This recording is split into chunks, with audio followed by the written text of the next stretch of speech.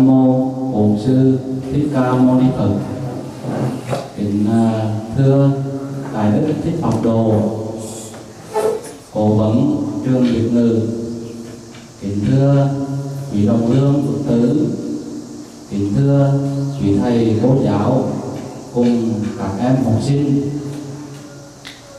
Thật là một niềm vinh hạnh lớn của trường Việt ngữ.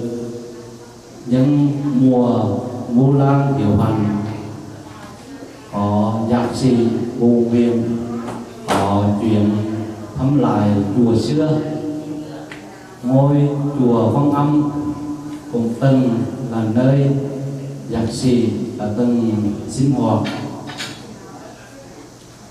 nhưng do công việc, do bận đi học xa nên lâu rồi ông có trở về thăm ngôi chùa xưa. Hôm nay thì theo lời mời của trường Việt ngữ, nhạc sĩ đáp ứng nguyện vọng của trường tới đây để chia sẻ về những đề tài là bảo tồn cái nền văn hóa âm nhạc cổ truyền của đất nước Việt Nam chúng ta. Nhạc sĩ là một người con sinh ra tại Mỹ, nhưng nhạc sĩ là có thể nói được tiếng Việt, nghe hiểu tiếng Việt, có thể viết rõ ràng tiếng Việt. Đó là một niềm khích lệ lớn, và hôm nay cũng mong rằng qua những lời chia sẻ để giúp cho các em học sinh của trường chúng ta có thể định hướng cho tương lai về cái vấn đề bảo tồn, duy trì cái nền âm nhạc cổ truyền của dân tộc Việt Nam. Xin cảm ơn nhạc sĩ Vũ Nguyện, và thay mặt trường Việt ngữ, Đại Đức Thích Học Đồ có cái làng hoa tươi thắm. Xin tặng tới nhạc sĩ để tỏ lòng niềm tri ân của các em đến với nhạc sĩ.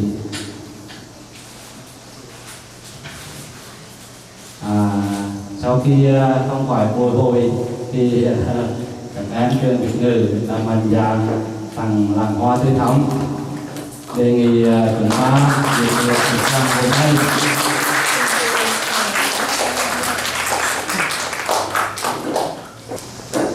Rồi xin mời nhạc sĩ.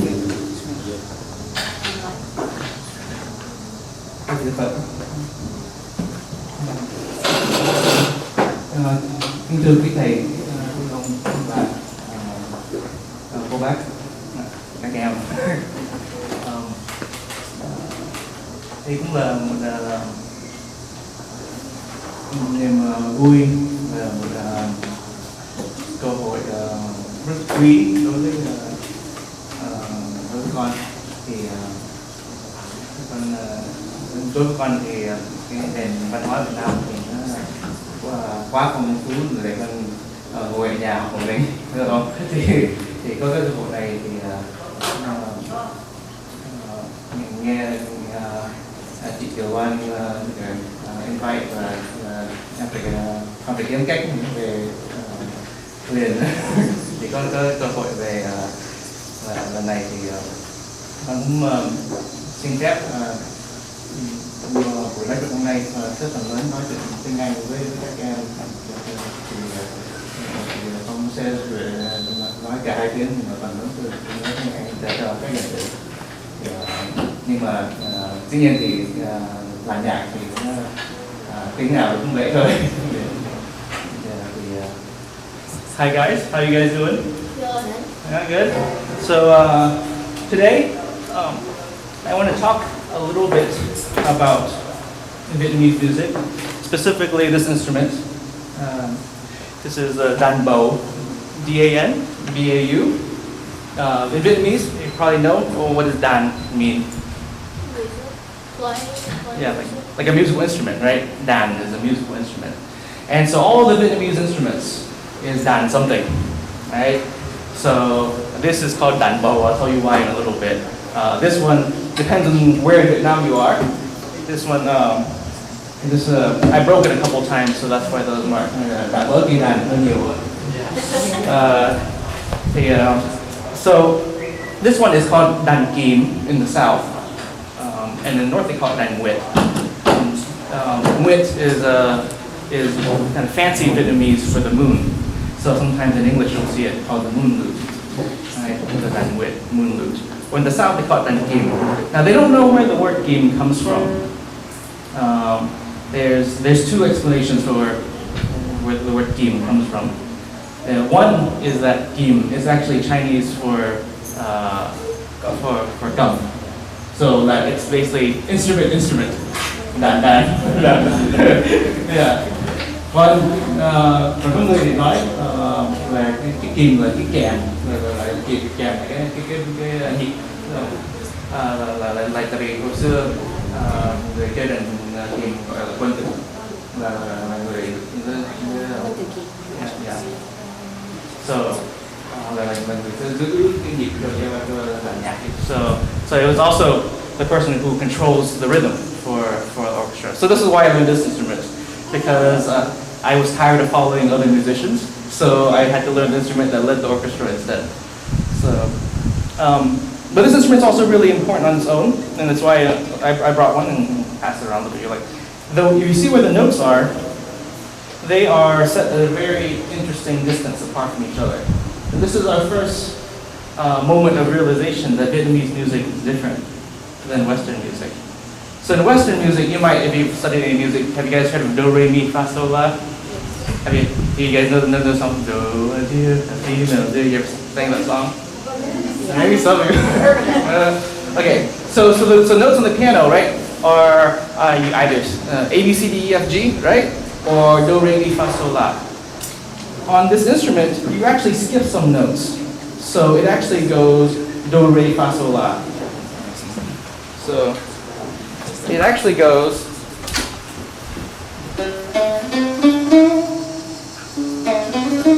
so it always skips. It goes do, re, fa, sol, la. So in Vietnamese music, traditionally, and it's very similar to Chinese music, you skip a few notes. So you do, re, skip mi, fa, sol, la, skip ti, and you come back to do. So you count that do, re, fa, sol, la is 5 notes. So people say that Vietnamese is a pentatonic scale. You know, like a pentagon has 5 sides. So it's a pentatonic scale, ngũ âm, pentatonic. Thì nhạc Việt Nam mình ngũ âm là Việt Nam cũng có, Trung Quốc cũng có, nhưng mà đối với người Việt Nam mình thì mình có thêm mấy cái nốt kèm vô. Thì như là miền Nam thì mấy cái nốt mà về mình nghe cái đó hát bằng cổ Bùi ấy, là mấy cái nốt là không có trong do, re, mi, fa, sol, la thường, như là nốt sang trong nhạc về cái này của miền Nam thì có 5 nốt hò sang xe cống. Thì trong năm nốt đó trong nhạc cổ là nốt sang mà chọn đấy, rồi là nốt ru. So in Vietnamese music, there's a lot of other changes. So not only there are only 5 notes, but some of those notes you do different things to. So normally when you're playing like a violin or something, when you're playing the violin, yeah, you play. And then you vibrate this note, and you vibrate the next note, and you vibrate every note, right? Everything you can vibrate sounds good. But on Vietnamese music, only some notes get the vibrato. So if you play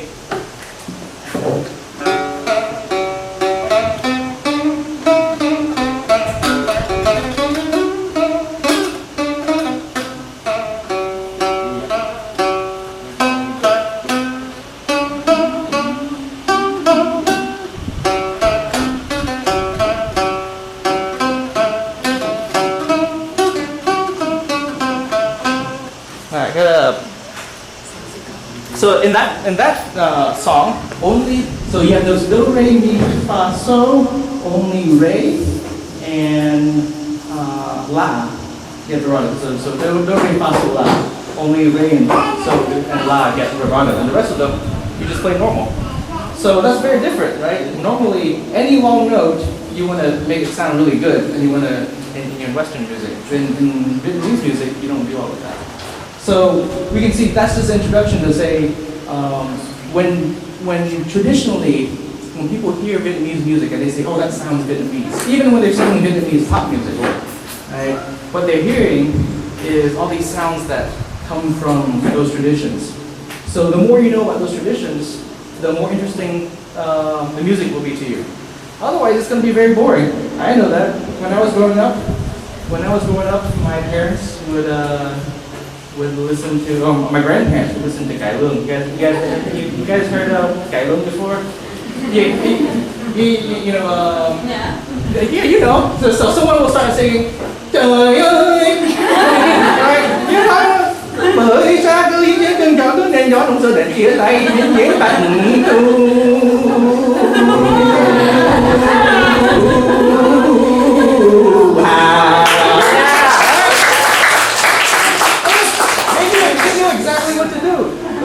Right? They knew exactly what to do. So why? Because they know that song is called vọng cổ, right? It's called vọng cổ. Vọng means to wish for, and cổ means for the past. So you're wishing for the past, right? And they know when vọng cổ comes in, I'm going to sing some crazy stuff. I'll say sing some crazy stuff. It's going to go up, it's going to go down, and I'm going to hold this note forever. And then they're just waiting for me. They're just waiting for me to come back and do, right? Yeah. So I'm going so do fa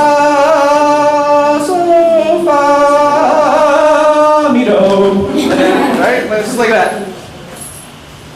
So cool, huh? All right. So let's hear that sort of music. So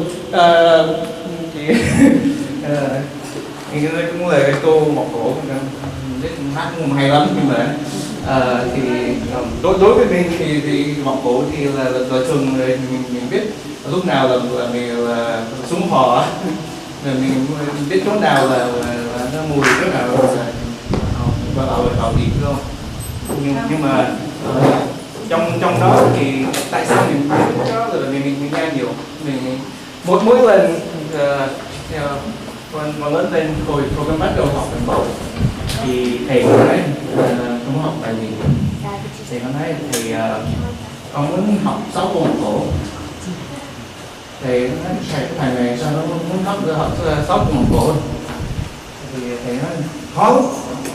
Cái năm đầu mới bắt đầu học cái thầy mới cũng là mỗi một tháng rồi, thì nói sao con lại muốn học vòng cổ. Thì nó nói thì con chỉ biết là ở nhà ngày nào cũng ngồi cũng nghe Cải Lương, và Cải Lương ngoài cái bài vọng cổ con không nghe bài nào.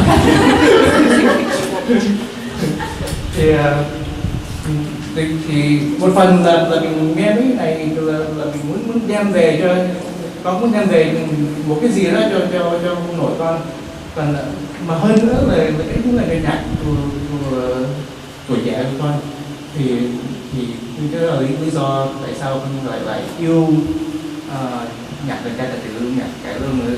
Sau này con học sâu hơn thì mới hiểu được cái đậm đà, cái hay của nhạc dân ca tài tử miền Nam. Dĩ nhiên các thầy, các bác nghe giọng con biết là con quê nội ngoại đều là bác hết. Nhưng mà mình lớn lên môi trường cộng đồng Việt Nam bên này không có ai nghe hát nhạc hết. Thì mình lớn lên mình biết vọng cổ, mình biết Cải Lương, mình nghe vậy mình cũng yêu thương nó vậy thôi. Thì cũng bắt đầu với một bài từ lần cái tài tử là bài Văn Thiên Tường, bài Introduction. So I'm going to begin with a song from the same tradition that I just did right there. So it'll be a little bit boring for you guys, but I want to introduce what this music sounds like so you get an idea of where it comes from. Now here's an interesting thing. My backup music, you're going to listen to it. What's the instrument? It's actually an electric guitar.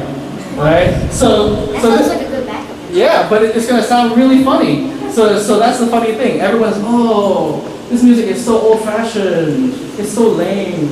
It's so boring.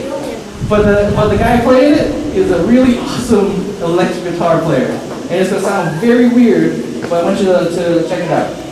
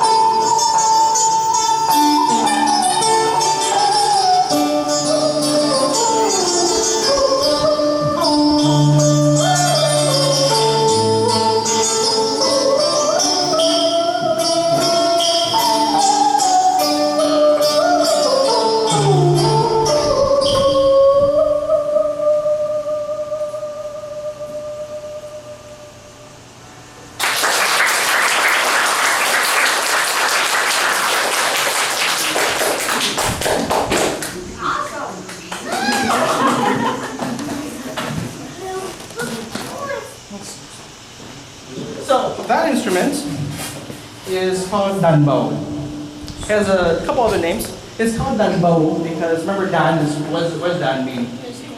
Musical instrument. All right, and bow is this thing here. So in the old days, mine's made of wood. It's fake. But in the old days, they would take a gourd. You seen those gourds that have the skinny top and then it becomes the fat bottom? You grew some? Oh, did you eat it? Was it good? No? so if you take it, yeah, so you take it and you carve off the top, right? And you can see we have this shape, right? Here's the top of it and the very tippy top of the bottom circle, right? Here's a small circle, and then the bottom of the gourd right here, right? So they say that that might be the reason that it's called danbo.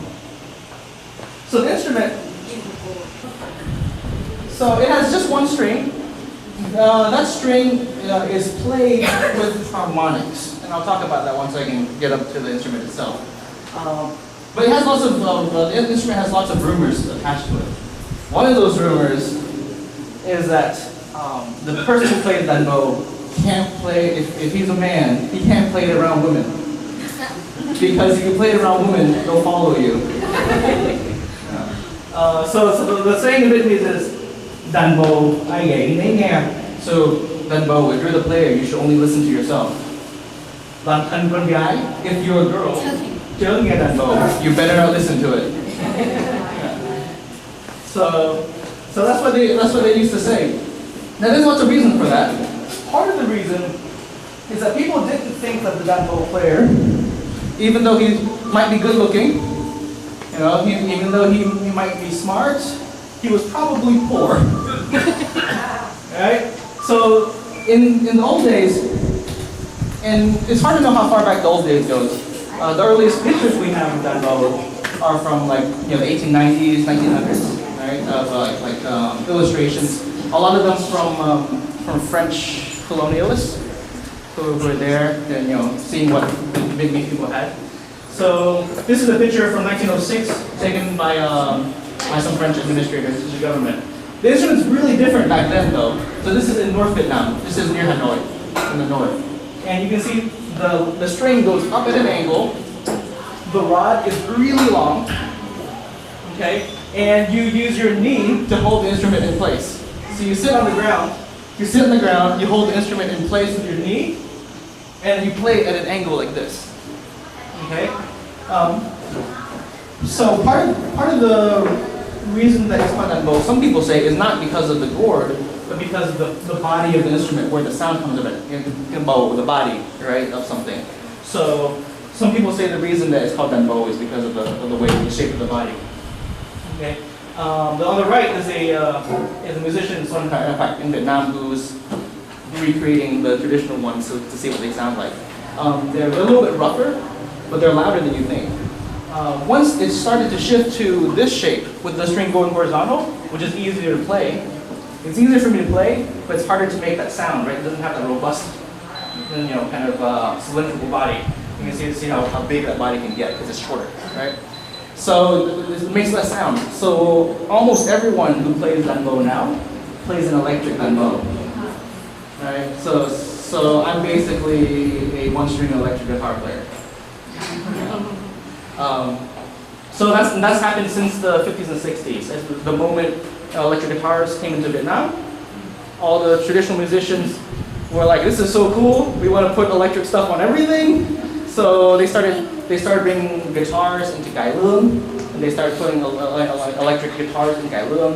They started electrifying these instruments, and so when we think about traditional music, it's not old-fashioned. It's actually always moving, always changing. Có nhiều lúc mình nói về nhạc cổ truyền thì mình nghĩ cái cổ chứ không phải cái truyền là nó vẫn phải thay đổi đúng không? Thì như trong nhạc cải lương chỉ có từ năm 1910, 1920 hồi đó là bắt đầu có nhạc cải lương. Tại vì tiết cải là to make something new mà, là cải tiến đó. Thì là cải lương là cái mới rồi, nên là đối với hát bội, đối với hát tuồng là cải lương là cái mới. Có nhiều lúc mình quên cái đó, thì mình nghĩ mấy cái này là nhạc của mấy ông bà cụ, nhưng mà trong cái giai đoạn đó là cải lương là một nơi để nghĩ ngợi cái cách để mình làm mới lại cái nhạc cổ truyền. Thì trong cái giai đoạn đó có nhiều người họ đem cái thích của guitar, electric guitar, đem vô đàn bầu, đem vô đàn guitar, đàn đồng. Thì có nhiều lúc mình quên cái giai đoạn đó. So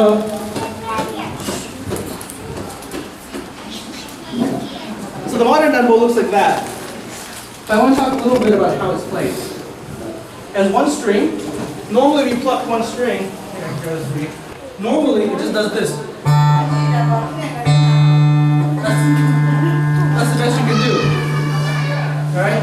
Now if you want to get fancy, you can play this. You want to come up? Come on.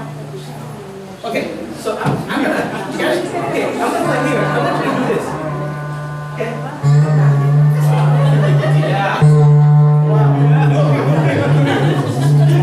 Oh, it's okay.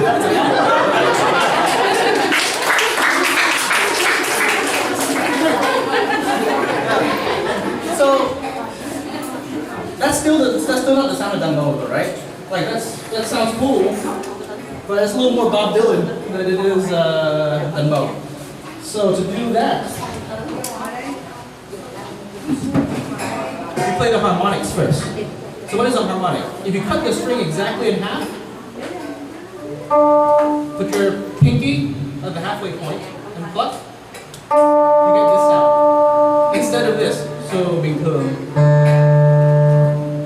bội âm thế này. Harmonic bội âm.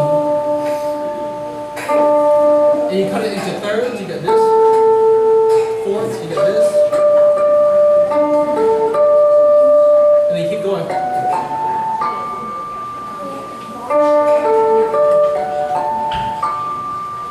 Okay. Now, in between, you can get all the other notes by doing this.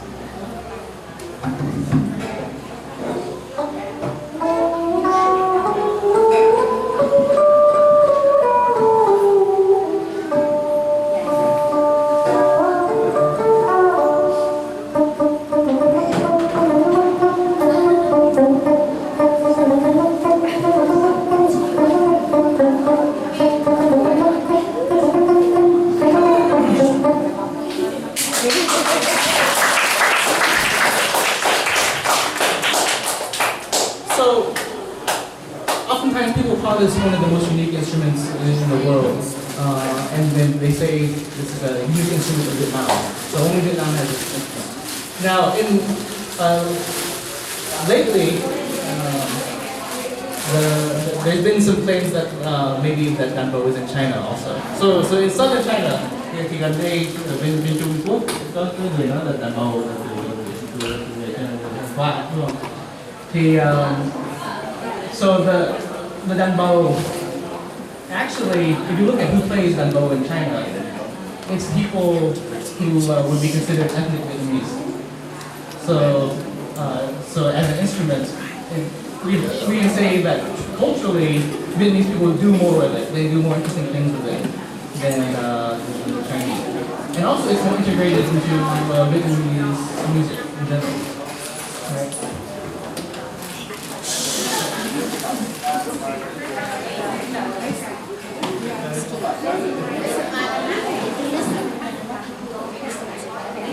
So, I'm gonna throw some music in, and I don't want to talk too much. You guys, have you guys ever heard the song Truong?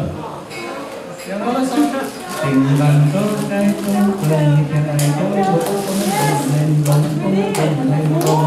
guys know that?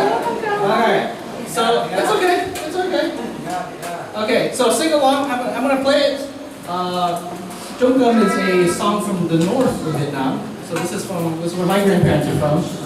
So I just played a song, the last one was from the south, so I had to balance it out a little bit. So Truong's a northern Vietnamese folk song. Okay.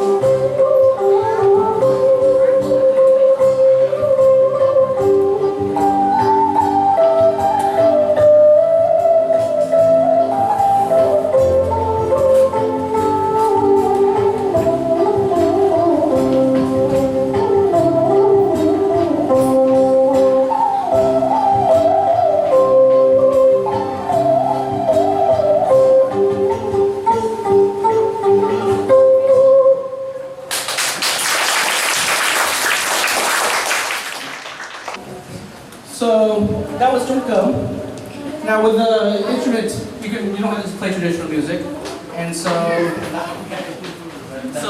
one of the things that I started doing from the very beginning was to play at least with Vietnamese pop music. So the Vietnamese pop music, especially of the 50s and 60s, is full of all kinds of fun stuff.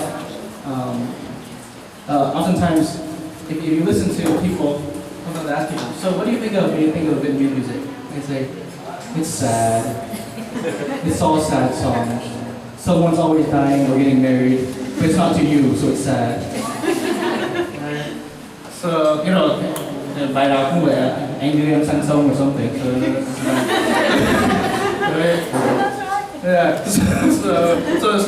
Đối với người trẻ, sometimes mình nghe nhạc Việt Nam mình tưởng bài nào cũng là nhạc buồn đấy.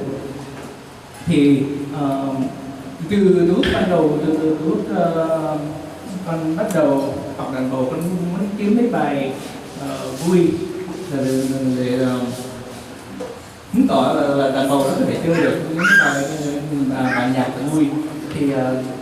Thì sau này nếu mà ai muốn lên xem cái kênh YouTube là con thì cũng có mấy bài như là bài Mặt Trời Đen, nhạc rock của Việt Nam thời 60-70. Nhưng mà hôm nay thì cái bài nó vui nhưng mà nó êm hơn chút, bài lúa mùa vườn thắm của Trịnh Hưng. Lúa mùa vườn thắm. So I'm going to do a song that's about the harvest season. The autumn is coming up, and the summer is starting to wrap up as we get to September. So this is kind of a perfect song. It's about harvesting your plants and being around people and enjoying yourself. So lúa mùa vườn thắm. Hãy subscribe cho kênh Ghiền Mì Gõ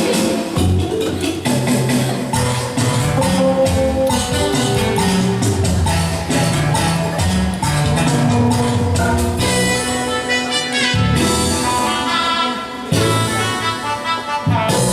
không bỏ lỡ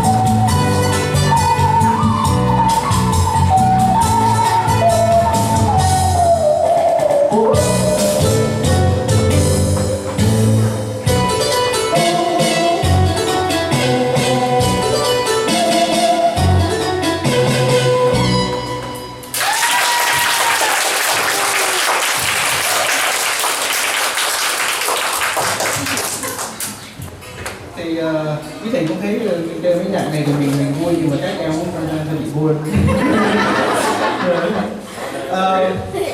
So one of the things that I have been doing in the past 3 years is to look for ways to look at Vietnamese music differently. So it's one thing for me to look at and understand, oh, this is the music that my parents listened to when they were young. This is the music my grandparents listened to when they were young, right? That's one thing. But how do I make it feel like it's young, right? How do I make it feel like it's something that I might listen to in the radio, in the car, or in the club, or something like that, right? So I want to start out first by thinking, what kind of music could we start for that kind of thing? First off, what do people listen to music for? And one of the things that I can think of is people listen to music for work, right? Listen to music for work all the time. So one popular work song from a long, long time ago is the boat rowing song from North Central Vietnam, Hát Chèo Thuyền. And the idea is that if you're rowing a boat, it's a continuous motion, right? You have to sing something, otherwise you get bored and tired. So they had this song that get like this.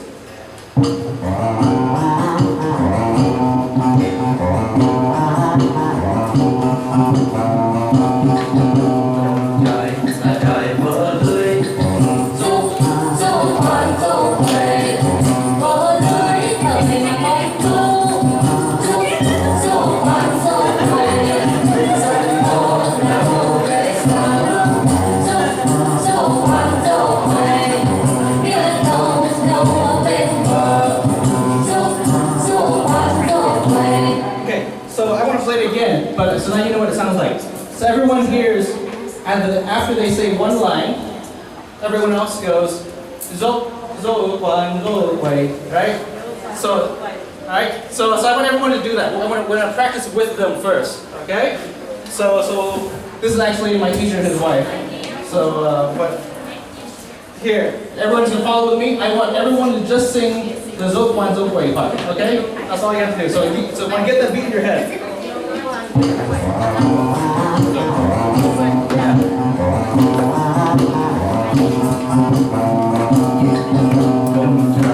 Trời vỡ lưới dô dô quan dô hay vỡ lưới con câu dô dô quan dô hay sông hồ là hồ bể sơ dô dô quan dô hay biết đâu đâu bên bờ dô dô quan dô hay dô quan dô hay.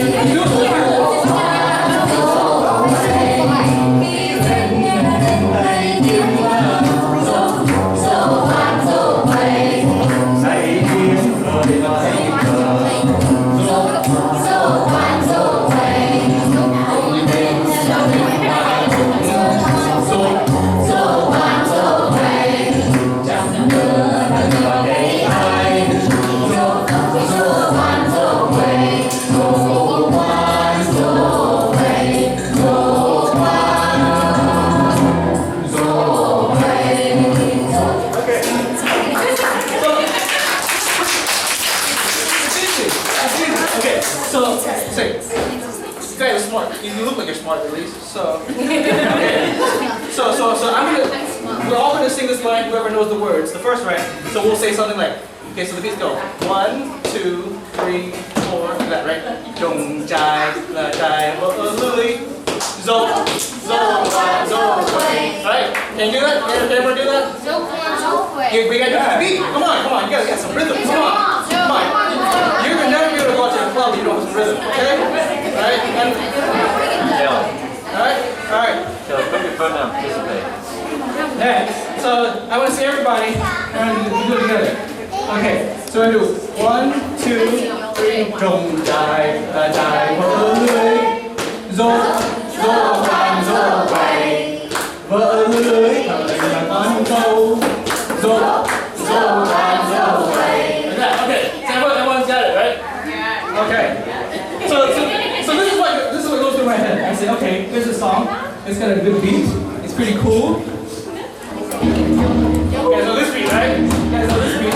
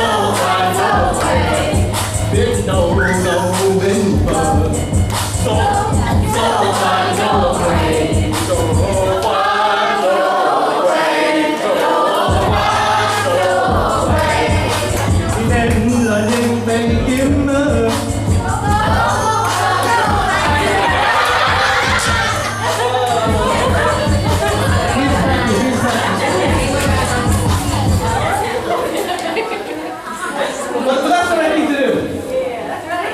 I feel like you got it. So, thank you. So that's my impulse. When I was growing up, my mom said, "Why do you listen to rap music all the time?" But she didn't know I was listening to rap music at the same time I was listening to Gailun. Right? So they got stuck together in my head together. It's good, right? Yeah, it's stuck in my head for It works so good. Yeah. I went through a 20 rap songs before I found the right one for that. I want to hear the other 19. After they go to sleep. That may be a one. So, one of the first songs I started to play with, I wanted a song that was that sounded traditional, but was a pop song. And actually, Ingman is the best at making songs that sound like like traditional Vietnam. So one of the most popular songs is Pasim, most famously sung by Nick Wave. So that was one of the first ones that I started to mess with and remix. So I'm gonna play that one for you today.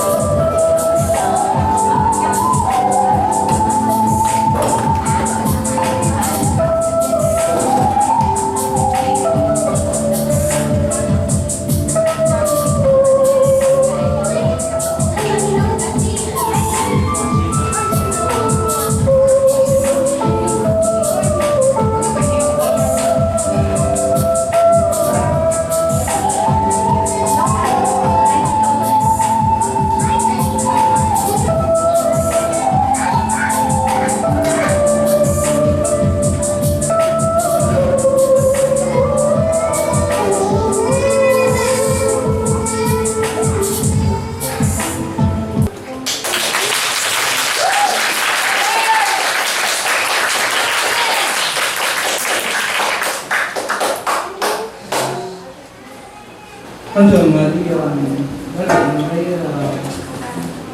em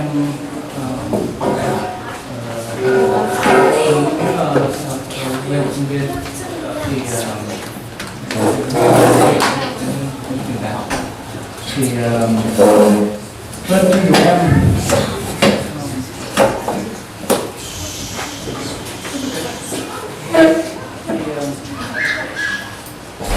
nhiều em không thích nhạc Việt Nam rồi họ có nhiều lúc họ không biết mình là ai đối với người Việt Nam đối với mình thì con thường nói với các em là những cái gì mà mình làm là của mình là những gì mình làm là cái đó là Việt Nam thì có nhiều lúc cái đó mình người khác nhìn sẽ không nghĩ cái đó là Việt Nam thì như là người Việt Nam mình hồi mấy năm 60, 70 là nhạc trẻ, nhạc rock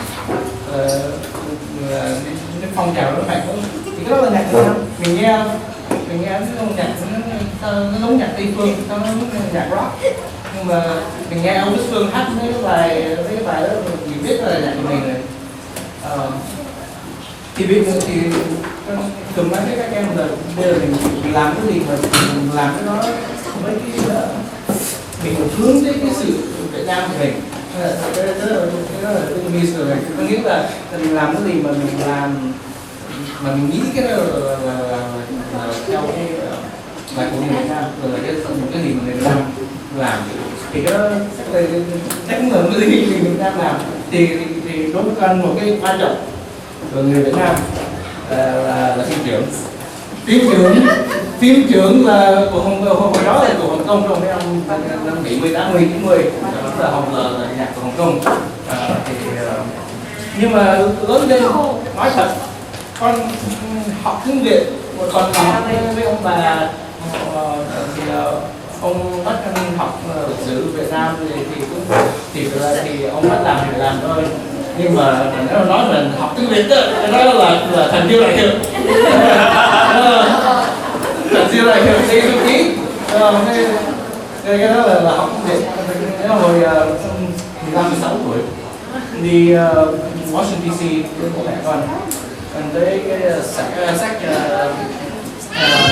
của mình thì bố con đang đọc cái gì đó thấy cái bộ sách Tiếu Lợn Giang Hồ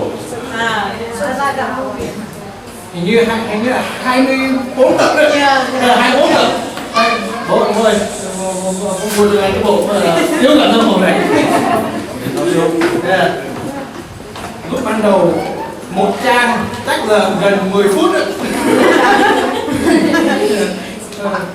bố ơi cái nhạc bất quần là ai hay là công phương bất bại là cái gì thì từ mỗi mình học chữ thì sau này con đối với ngữ thì con là cái chữ nho tôi biết thì nhiều hơn chút cái chữ Hán Việt tôi biết thì nhiều hơn người Nam chút tại vì đọc tiếng Việt cái kho tìm trưởng thì đối với con kể cái câu chuyện này nói là đối với con dù cái đó là cùng người Hoa thì đối với con cái đó là những người Việt Nam đối với con cái đó rất là quan trọng là không phải đó là có những niềm vui mà ngồi đọc tiếng Việt từ câu như vậy thì là con bài anh phải yêu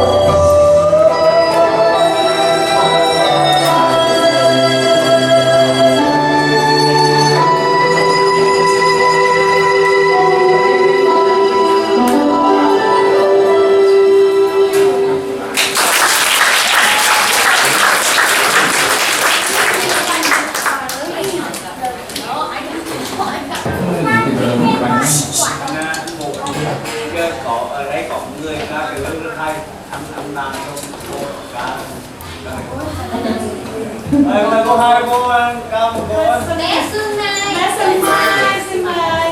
Em xin mời bé Sương Mai vào mời gì? Đến đây mình có trà nữa đó. Làm trà. Mai tại.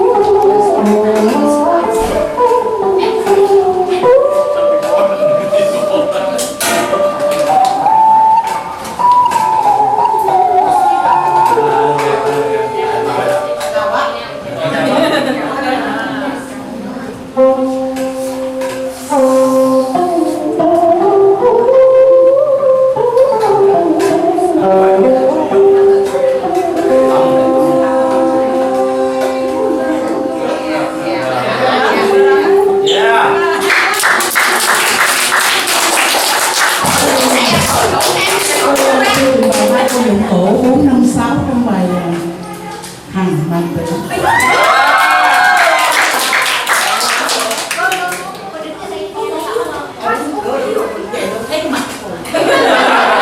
Quá vui.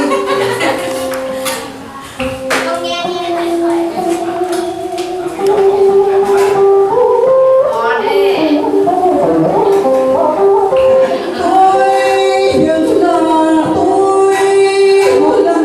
video hấp dẫn.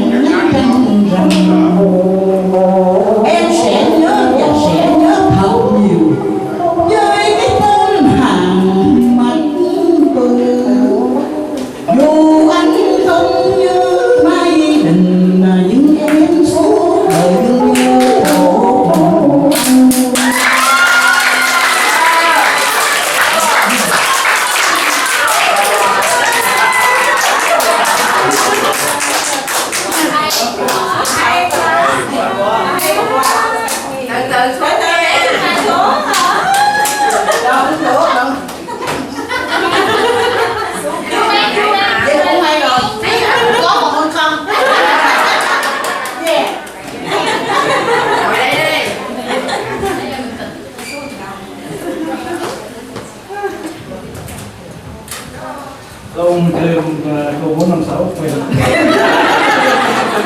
Không ai rồi, em sẽ chọn rồi đó. Ồ, em cũng thôi luôn. Em chút nữa là khi cấp cứu rồi đó.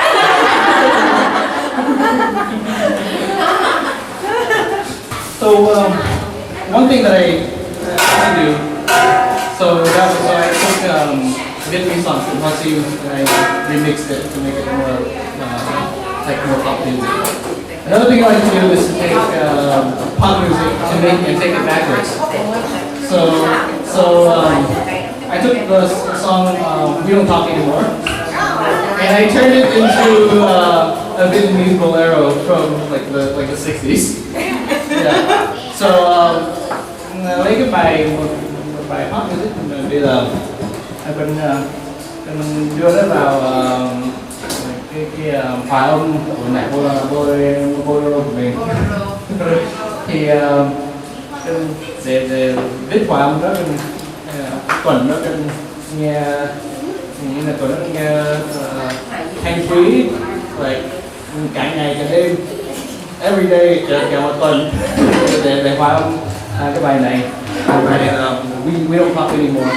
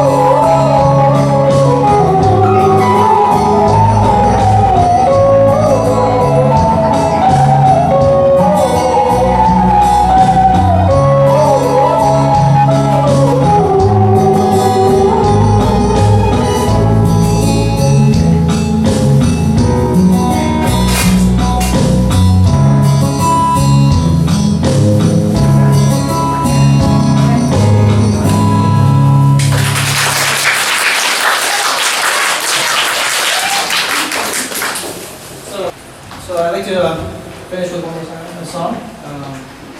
Cảm ơn quý thầy, các ông bà, cô bác, các em đã cho đi xin câu hỏi về tiếp xúc với gia đình Phật tử ở đây. Thì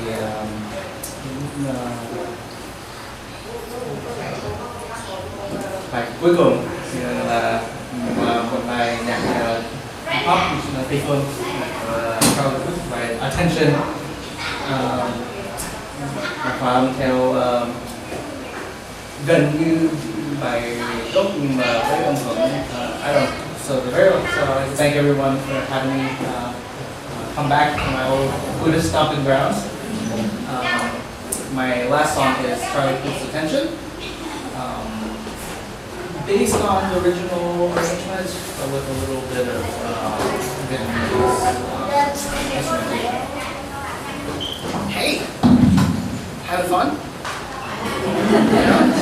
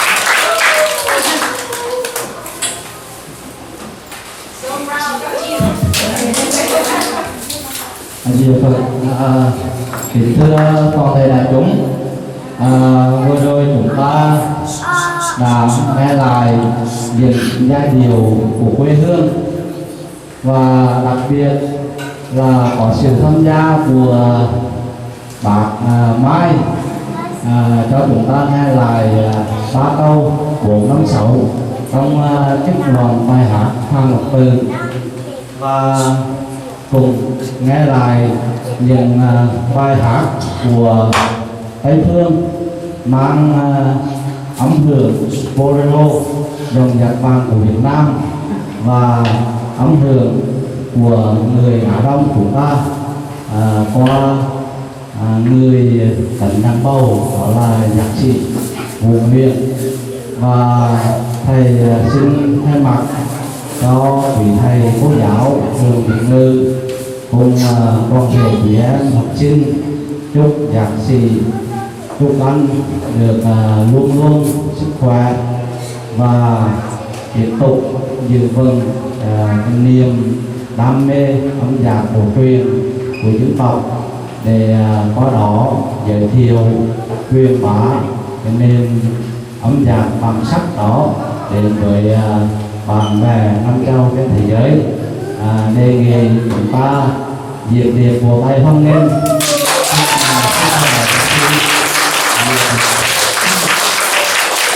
Và xin thông báo sau khi buổi thưởng thức âm nhạc cổ truyền, tiếp theo là chương trình tổng duyệt văn nghệ cho mùa VuLan năm nay. Anh nhân vật vì đây là một cơ hội rất hiếm để anh cũng trở lại thăm lại tuổi xưa, mà thăm lại gia đình, mà thăm các em nhỏ sau này, nên tranh thủ ta phải ăn với anh một thân để lưu niệm.